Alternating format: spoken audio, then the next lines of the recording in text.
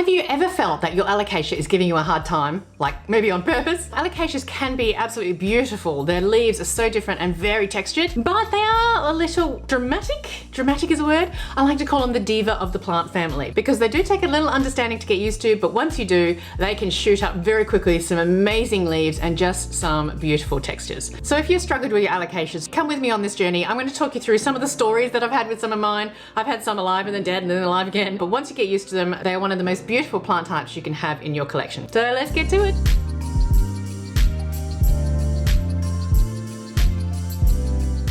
Okay, so today I'm going to take you through my entire collection of alocasias, and alocasias are just one of those plants that is just starting to really grow on me. I'm really getting into them. So I'm going to take you through my collection. I'm going to talk about some easy ones, some hard ones. I'll give you a few care tips as we go along and my experience so far with all of the different alocasias that I've had. But if you're anything like me, if you do come across an alocasia, if you've started your plant journey, you've probably come across one, and I think you just fall more and more and more in love with them once you get over the hump of finding out how diva-ish they are. So before I get into my list of all of my alocasias, I just want to go through a couple of quick care tips. This won't be in detail. If you want me to do an in detail one of alocasia care, I'm more than happy to do so. Please just add that to the comments below. But a couple of top tips for looking after alocasias. They do like good lighting. I find they like more lighting than a lot of my philodendrons and monsteras. They like a nice, bright, indirect light. I do have some of my alocasias that are in direct sun in the morning and they absolutely love it. And they're the plants that have more white and more variegation in their leaves, and that kind of makes sense as well. One of the tricks that I would say is they love a little bit of acidity in their soil. So if you do have it in an actual potting soil, maybe add a little bit of peat moss to it. That actually raises the acidity. Or you might want to try every couple of months, every 3 months or so, try just sprinkling a few coffee grounds. Make sure they're used coffee grounds, but have a coffee, keep that, cool it down, and then just maybe a teaspoon, depending on how big the plant is, a tiny teaspoon, a little bit on top of the soil, and let it soak through over time over watering, and that'll help with the acidity raising a little bit as well. But the biggest tip I can probably tell you is they are hungry little planties. Every time I look at one, I think about that movie with the big plant. I think it's the Shop of Horrors, and the big plant goes, "Feed me, I'm starving." That's what alocasias talk to me. They love their food. Now, in saying that, don't go overboard with your fertilizer. Don't go over the strength on the instructions, but do it to the instructions, and then make sure you're feeding on a regular basis, especially in the growing season. Okay, let's get into my collection. So I'm going to start with the one here, and to be honest, this is called, it's nicknamed the elephant ear or the giant elephant ear, or I've heard of the giant taro. The common name is elephant ear, but the actual name is Alocasia Macrorrhizos. Now, I had to look this up in a phonetic way and how you actually say it. So hold on, I wrote it down to make sure I say it right. Alocasia Macrorrhizos. Alocasia Macrorrhizos. I gotta remember that. How do you say it? But elephant ear, we call them. And it's just a nice, easy plant. If you want to get your very first alocasia, go for an elephant ear. You'll find them at most big box stores. I have a couple of different ones of these. This plant in my hand was actually one that I found in a pot with a variegated plant, so I separated the two, because when you're looking at variegated plants versus non-variegated plants, this one will grow more because it's got more green on the leaves, so they'll fight for space and they'll fight for light. But I do have much bigger ones as well. I probably don't look after them well enough because they are outside, they get bitten by bugs, the caterpillars love them, but they are such an easy care plant. You just got to make sure you keep up with watering and keep up with fertilizing, and the leaves can get absolutely huge, just absolutely gorgeous. It's definitely the easiest to care for in my collection, and it's a really good starter alocasia. I'm going to stick to the Macrorrhizos, and I do have a couple of others. I have a variegated one here. Now, you may have seen this lovely baby in another video of mine. I bought her while I was visiting Ultra Nursery a while ago. It was one of my much earlier videos, and she hasn't grown much since then. Every time she grows a leaf, she loses a leaf. But what she has given me is some beautiful little puppy babies, which is just stunning, and they've got such good variegation in the leaves as well. And there's two in there. There's a tiny little baby there as well. I don't know if you can see that on screen. And I love the variegation. I'm really starting to get into yellow and green variegation, and I just love them. But it's been through winter, and even though it has kept growing for me, it hasn't grown a lot. And I'll be honest, I keep this one outside because of the bright light outside in a shady spot. I probably don't fertilize it enough, considering what I just said about keeping up with the fertilizing. But it is spring now, so they're naturally growing a little bit more with a little bit more sun. And there's a new little leafy bit there. There's a cute little leafy bit there. Beautiful variegation, really nice variegated leaf, and the newest variegated leaf looks like it's still hardening almost, so I don't want to rip it too much. Actually, the one thing I didn't mention, which I can already see on here, I need to clean all of my Alocasias on a regular basis, is there are pests that really love Alocasia. As I said before, if you're outdoors, caterpillars can start to chunk on the leaves. I think that has literally been hit by a caterpillar at one stage. But the bug you've got to watch out for, which is my nightmare when it comes to Alocasias, and I think a lot of people suffer with this, is spider mites. Spider mites love Alocasia. So the one thing you do have to do with Alocasia as you're going through is wiping them down with some kind of neem oil or spider mite spray or something. And I can literally see, I'm sure, a little bit of webbing unfortunately underneath. So I've got some spray, my neem oil spray, I've got it ready to go because once I finish this video, everything is going to be wiped over. Oh, did I even mention the name? Probably because I can't pronounce it as well, but it's an Alocasia Gagaena, G-A-G-A-E-N-A, Gagaena, because that's another similar type to the elephant ear or the original macro. And to be honest, this was the plant I found in this pot. So I took it out and separated it. So these two were technically together at the time. And you'll see that in the earlier video of the Ultra Nursery visit, which again, I'll pop the card up here. Right, I do have another Macrorrhiza, and it is definitely one of my favorites. And it is this beautiful variegated white and green one here. Just stunning. I absolutely love the leaves. Now again, it's just gone through winter, so the leaves aren't as big as what they can get, but through summer especially, because there's a lot of white in the genetics of this plant, a lot of white, and like especially in this bigger one, you can see a new leaf coming through. So this girl loves her sun. So I actually have this girl in direct sun, like absolutely direct rays hitting the sun through the window. It's inside, of course, but it's hitting the sun through the window in the morning. And I think the sun stops at about 11 a.m. So it gets morning sun, but it does actually start hitting a little bit of hotter sun, especially through summer here in Australia. She has had a bad case of spider mites. I don't think I've ever got rid of spider mites, but honestly, if you have Alocasias in your collection, I think you've kind of got to get used to having pests in your house, unfortunately. And the other thing I really need to do with this girl is, again, just what I mentioned before with the greener leaves, you can see this plant here. It's a new growth, it's a new separate little plant. It's got a lot of green. So if I keep this one in this pot, it's going to grab a lot more sun. It's going to become very competitive, and it's probably going to take a lot of space and grow quicker than perhaps say the largest one here, which is the very white and green dominated stem. So again, I do want to do a little bit of work. I'll wait for this to grow a little bit more and get a little bit more substantiated. But Alocasias love feeding, and I have definitely kept on top with feeding for this girl. And have a look at all of the corm growths. Look at all of the little, can you see them? Like 1, 2, 3, 4, 5, 6, 7, 8, 9, 10, 11, 12, and 13 is the main one. There's 13 little plants in here, so they're all really little. As I said, they've only just come back and started growing again because it is hitting spring and summer now. But I do feed regularly, and this is just one of my favorite Alocasias because I do think with a good bright light and lots of feeding, she is quite easy to care for as long as you keep spider mites away from it, which I have not been good at doing. So Alocasia Macrorrhiza variegated. Macrorrhiza, Macrorrhiza, Macrorrhiza. Okay, so this one here is my Alocasia Cuprea. Now this leaf is pretty big. See, it's big as my head. But again, she lost a few leaves lately because in this case, I wasn't keeping up with the watering. I was just letting it sit. Now this Cuprea I actually have in leca. So it's a semi-hydroponic solution. That's like leca and a water solution. So I need to make sure that I keep up with fertilizer in the watering solution, and that way she keeps strong. It is a bit of a slow grower, but the thing I love about it is, again, she's giving me 2 new babies, and one there and one there. But what I can say about this girl, she spent all of her time recently on some fluorescence, some flowers. So all of her energy has gone through to those 3 inflorescence, and I did have to chop off a very old leaf on the big gal. So there's one leaf, there's one leaf, and there's another leaf, and then there's the babies. So again, because it's spring, I can already see that there's a new growth here coming through the point. I don't want to repot her. I just need to make sure that she is kept feeding, and she's a slow grower, so I will just keep her where she is. She seems to be happy and going okay and just doing her own thing. So nice, happy little Cuprea plant there. So my next one is one of the most beautifully textured and colored non-variegated Alocasias that you can buy. But that is this girl. Hello, Alocasia. Look at it. Look at those leaves. Can I even fit it on the screen? Oh. And I have literally just had to chop a few off because guess what? She had spider mites. So I had to chop off a few leaves. But still, huge amount of leaves. And all the new corms that come out of the base I keep in the plant just to get her lovely and fresh and bright. Now this girl is also in leca. It's the very first alocasia I put into leca, and this is why I recommend putting it into leca, because I'll show you the roots. Okay, the roots, hold on, here we go. Look at that! That's ridiculous. They probably need a little bit of trimming because they've been for so long, but she is growing like nothing else. The alocasia pot, that is just absolutely nuts. She's loving life.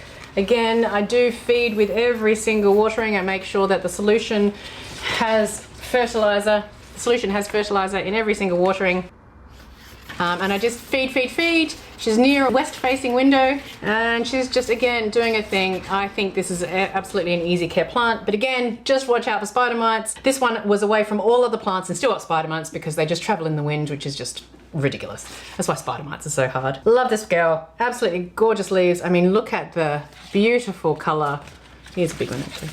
Look at the beautiful, beautiful velvety texture of color. Oh, it's just beautiful. I can keep staring at it all day. When she's really healthy and striking and in the middle of her growth season, oh, this girl is like a painting. Just beautiful. Oh, absolutely love it. Just beautiful. So we're about halfway through with my alocasia collection. Are you enjoying them so far? Do you like alocasias? Please let me know in the comments below. And while you're there, please make sure if you're unsubscribed, hit that subscribe button. If you like the video, hit the like button. Do all the things, hit the notification buttons. You know what to do. And if you have any tips or tricks on how to look after alocasia that I haven't spoken about yet, please add them in the comments for the amazing community. We all love to know more about plants, and maybe there's a trick or two that I haven't learned yet, because I am still definitely learning a lot about alocasias. Okay, so the next one I'm going to show you is laughable. Ready?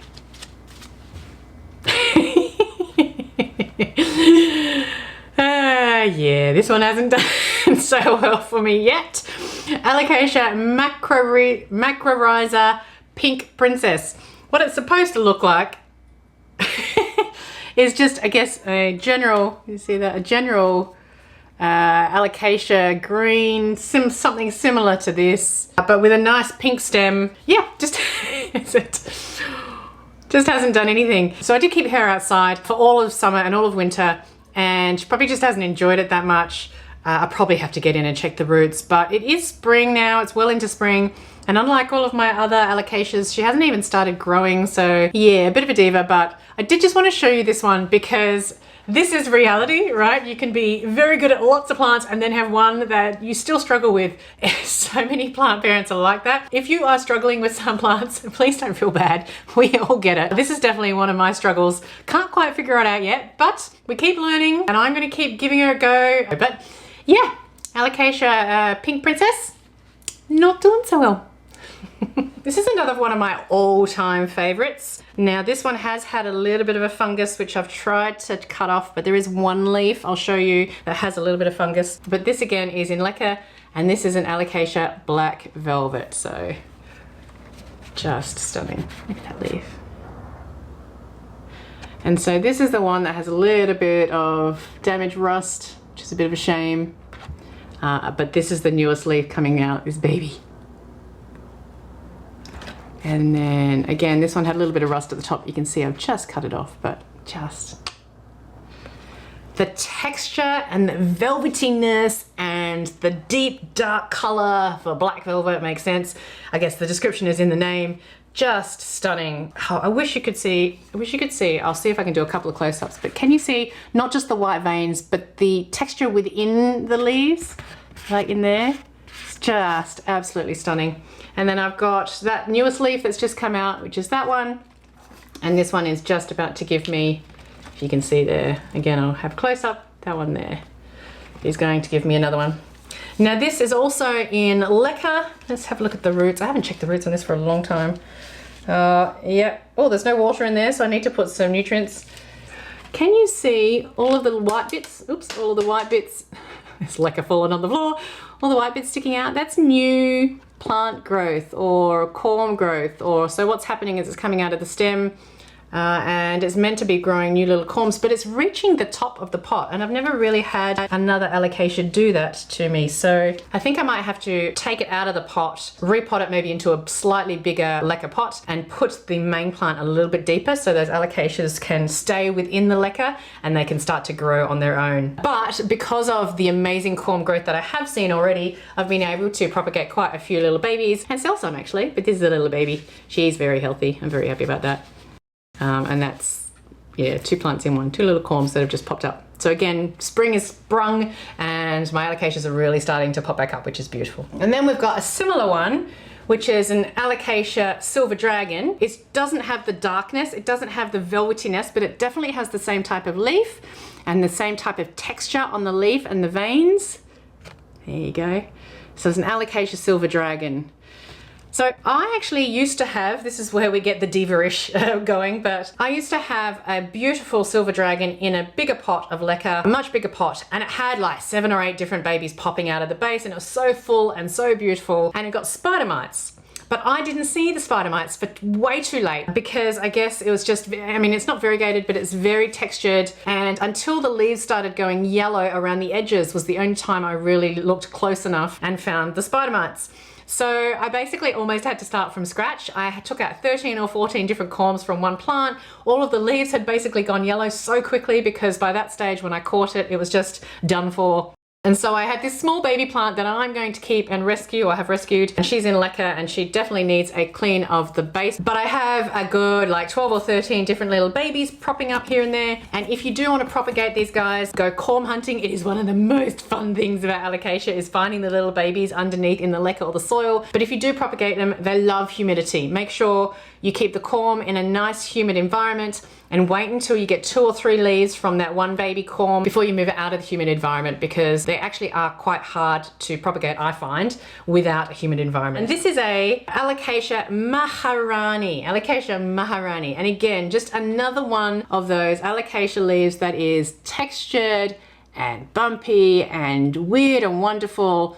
And just, I don't know, there's so much happening on one leaf, on each leaf. It's almost like not a jigsaw puzzle, a puzzle like a maze, that's what I'm thinking of. A maze of like veins and texture and everything. It's just beautiful. And it's you can stare at it for quite a long time. And it's got 2 plants in one pot. So I've got one, can you see them? I'll move that leaf. So I've got one there and one there. So I've got 2.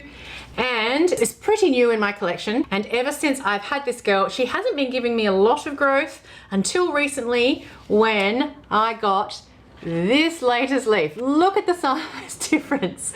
She's loving life compared to where she was before, which is good. Took a while to get used to my space, but that leaf compared to all the others, you see the difference? It's just amazing. She's like double the size of the biggest leaf so far. So very, very happy about that. And I've got a brand new leaf coming just there. It's really hard to see. Just stunning. So again, just the texture, but you know, when you get larger and larger and larger leaves on your growth, it's just so exciting. It's so exciting. That's what I love about plants, the growth and the surprise that you see on every new leaf. It's just, plants are great. Alocasias are great, plants are great, plants are great. This is number 4. Now it would be a little bit higher if it was a little bit healthier, but I got it as a baby and it just hasn't quite pepped up like some of the others, but it is quite a diva when it comes to alocasias. This is an Alocasia Frydek. So it's this plant, this same velvety plant leaf. It's an Alocasia Frydek, but it's a variegated Frydek. So this is the newest leaf. I have shown this girl in a previous video, I think. Pretty sure you've seen it before. But every time it grows a new leaf, it gets rid of an old leaf. And honestly, this girl has had spider mites so many times as a baby. Like I've literally just wiped them off again. And I probably haven't done it justice. I'm just not keeping up with looking after it enough. But the latest leaf has got some good variegation, which is probably why it's not higher. I had her in my IKEA cabinet for quite a while without spider mites, but she didn't like a lot of the humidity, which is rare because most plants like good humidity from my IKEA cabinet. Most plants do very well. This one did not. I kept her next to a fan, like right next to a fan in the IKEA cabinet. She did a little better. Now I've taken her out, I've repotted her into a more peaty type soil to give her a little bit more acidity. Again, not happy. I mean, kind of happy, kind of not. She's not really like showing her beauty. She's being a big diva in my collection right now. But I still love her because the opportunity and the, yeah, what's the word I'm looking for? The opportunity? It's the opportunity, right? You know, what's to come, what she can do as a beautiful plant when you get it right is amazing. I just need to take care of her and maybe move her to a brighter spot and see what happens. So watch this space with this one, see how we go. So this is top three, number three. This is the smallest alocasia I have in my collection. And this is an Alocasia Amazonica pink variegated. Amazonica pink variegated. And the reason why it's pink variegated, let me see if I can find a good leaf, is the leaf has pink variegation. Can you see that? Does it look pink on the screen? The opportunity for this to grow into a very big plant, Amazonica leaves can get very, very big, like they can get like big or more if you grow them right. And I did take a little bit of a chance on this one. So this one is from one of my favorite shops. I've mentioned it before. It's from Flora Magnifica here in Western Australia. When I bought her, I went online and there was 15 different plants, but I think all but 2 had been sold out and all of the others had stronger variegation. So I was taking a little bit of a risk because not many of the leaves had good variegation. I think that was the biggest leaf when I bought it, so it was a little bit. Then it came out with this beautiful pink and green one, so really nice variegation. And then the latest leaf, she's getting bigger, but very, very little variegation. There's still a little bit. But I'm not giving up. This one is enjoying it in my IKEA cabinet next to a fan. It's still very young, I think, so there's no roots really coming out the base yet. It doesn't feel hard around the base yet, so still a bit of time in my IKEA cabinet, right directly under a light. Doesn't have bugs on it. Fingers crossed, now that I've said that, it's probably got a bug while sitting around all others. Amazonica pink variegated. The potential, that's the word I'm looking for, not the opportunity, the potential, the potential of this plant. Is just, I can't wait to see what she does. Right, my favorite two. So this is an Alocasia Odora Batik. So I am pretty sure that this is the same Alocasia Macrorrhizos type plant. The leaf shape is very, very similar. The veining is very, very similar. But the variegation on this Odora Batik, the blotchiness, is that the latest leaf? Yeah, that is the absolutely newest, latest leaf. And it's just stunning. But every leaf is just giving me beautiful variegation. I do have a little bit of damage on some of them. I got this leaf when I first bought it and it hasn't gone very further, but it's very dry. Where else? And then where's the other leaf? There you go. And then that's the second to last leaf. But you can see the leaf started that size. Where's my head? The leaf started that size. And then is now growing that size. So she's doing very well. She's getting bigger and bigger and bigger. And this is one plant. This is one plant. And this is the girl that probably lives closest to me. I see her every day and I am making sure that I'm feeding and looking after her and not getting rid of all the bugs. So she's probably getting the most attention, which is why, look, they're divas, but when they get the attention, that's why they're called divas, they show off, don't they? They show off. So how many stems have I got in this? 1, 2, 3, 4, 5, 6, 7, 8, 9, 10. I've got 10 stems in one plant on an Alocasia Odora Batik because I give her a lot of food. So biggest tip, feed me. Feed me. Biggest tip for Alocasias, feed me. Oh, how cool is that? Yeah. So this is Alocasia Jacklyn. How interesting are these leaves? Those leaves are just crazy. It's like almost a pine tree. I don't know why it reminds me of a pine tree, but it's just one flat leaf instead of a whole lot of little bits. But the reason why this is sitting for me at number one is you talk of diva plants. This girl is a diva like no other, I would say. This is probably the hardest Alocasia for me to grow. I find this one of the hardest. You might disagree with me, other people might disagree with me, but I got this plant from my local big box store, actually from Bunnings here in Australia. I was really surprised to find it, if I'm honest, because it's actually a little bit more rare than many of the other Alocasias that you see here in Australia. Now I got her in a 20 or 24 centimeter pot. It was huge. I think it's like 7 or 8 inches. I brought her home. I put her in a really bright spot, put her near a humidifier-ish, but good lighting, kept on feeding her, and she just slowly went down and down and down. And I found the soil mix that it was in just wasn't drying out. I had it for 3 weeks. Nothing was happening. And then the leaves started going yellow. I'm like, uh-oh, a little bit of rot, maybe a little bit of rot. So I quickly got her out of the big pot, had a look at the roots. Roots weren't doing so well, but they were still there. So I cleaned them up a bit, put her into a much smaller pot. It still kept on going down. It didn't get better. It didn't grow the roots. Admittedly, this was probably June, July, so it's the middle of our winter. So maybe that didn't help either. But she's just gone through a journey. She just did not like anything. And then I finally took her out of all the soil. All the leaves were pretty much dead. I cut all of both leaves to there. They had no leaves. There was very, very few roots in the base, but I put it in some sphagnum moss. Put her in some sphagnum moss. Can you see that? And then put her in my IKEA cabinet. And from there, so different to many of the Alocasias. She's loving life in humidity. So the care needs for this one, I think, are a little bit different. She loves her humidity and a lot of oxygen to the roots. Have a look at that root growth. Have a look at it. I can't get over how much root growth. She's loving oxygen and she's loving humidity because the leaves, again, the first leaves that have come out are pretty decent size. Where's my head? I always measure my plant leaves by my head. I don't know why.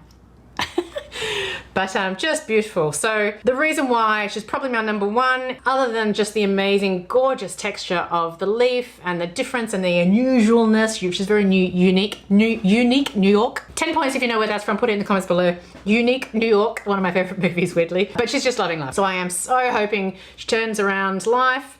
But man, Diva Central, Diva number one plant, Diva Alocasia number one. But I am so in love, and I probably am in love the most because it's the hardest to growth, and so the sense of achievement for me right now is like amazing. So yeah, so watch this space. I have to transfer her out of the sphagnum moss soon into, I'm going to try this in Lecusapon, because she loves oxygen to the roots, so I want to keep that oxygen flowing nicely. See, I can't stop staring at Alocasia. This one is also just absolutely beautiful.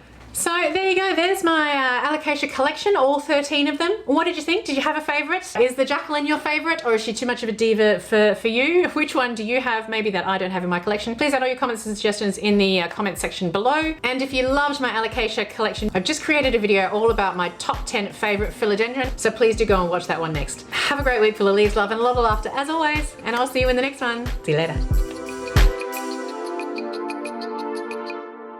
So if you liked me going through my allocation,